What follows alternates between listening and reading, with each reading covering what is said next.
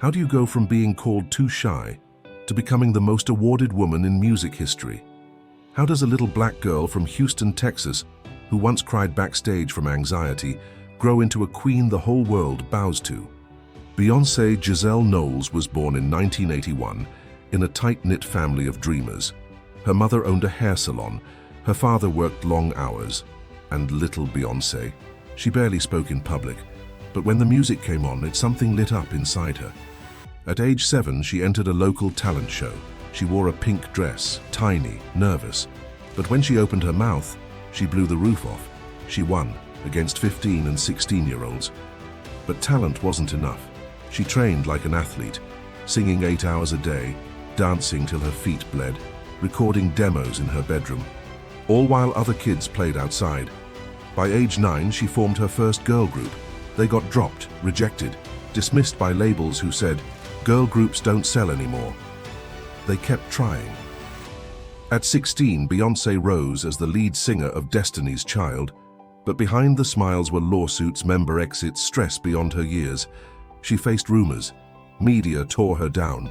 She battled depression, secretly. But she never quit. She studied every detail: choreography, lighting, lyrics, vocals, contracts. She wasn't just performing, she was building an empire. In 2003, at age 22, she dropped her first solo album, Dangerously in Love.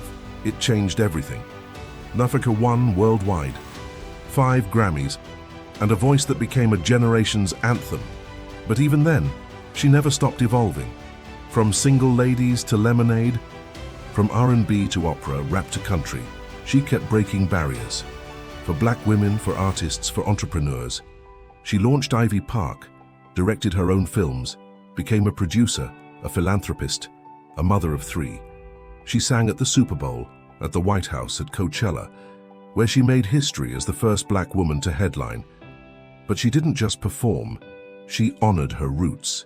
She brought out marching bands, African dancers, HBCU pride. She turned the world's biggest stage into a love letter to her culture. Today, she's won 32 Grammys, the most in history. She's worth over $500 million, and she did it without losing her soul. So here's what matters. If a soft-spoken girl who was once bullied, silenced, doubted, and dismissed could rise to become a global force of music, power, and purpose, what excuse do you have for staying small? And to think, it all started with a girl from Houston, singing to a hair salon mirror, whispering to herself, "I was born to do this."